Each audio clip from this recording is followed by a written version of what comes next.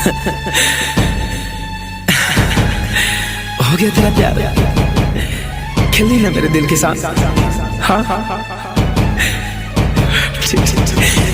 अरे जाने से पहले कोई ऐसा सजा दो मुझको, चलो भुला ही दो मुझको।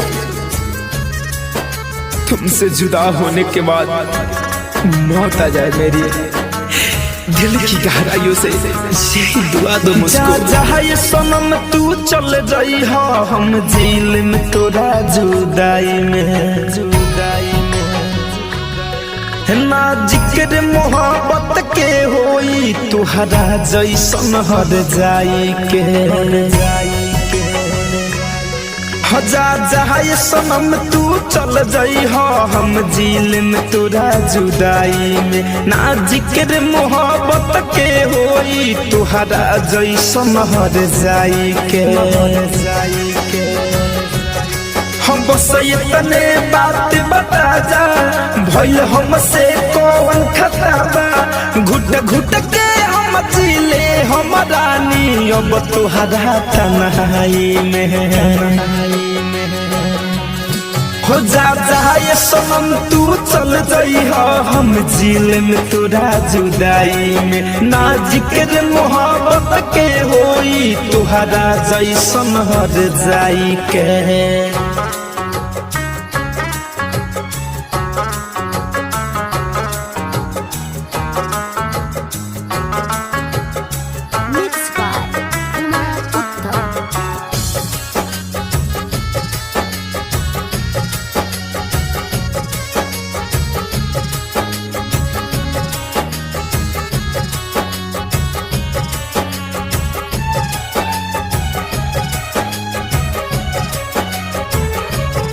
हो काहे इश्क में अक्सर होला, दिल टूट के चकनाचूर होला।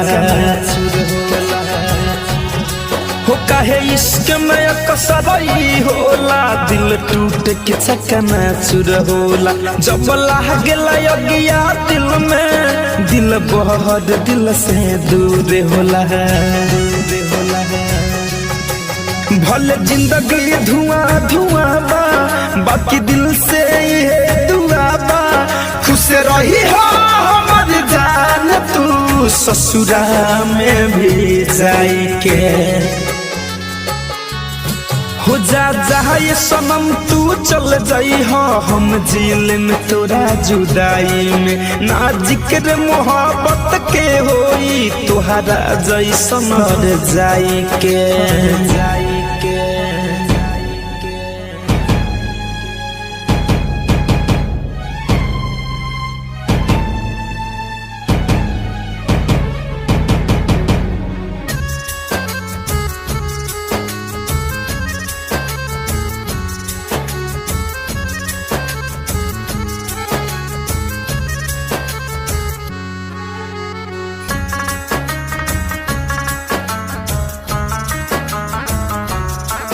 जननी ना जान बदल जाइबू, दिल तूर के ऐसे चल जाइबू।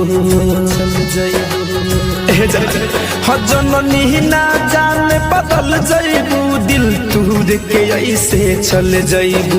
बन के सपना धनंजय, धड़कन के दिल से उतर जाइबू।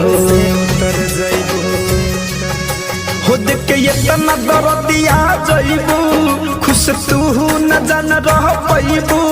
मर जाई राजा विकास सुनील, तुहरा से दूर जाई के हो जा ये सनम तू चल जाइबू, हम जेल में तोरा जुदाई में ना जिक्र मोहब्बत के होई, तुहरा जैसन बेवफाई के।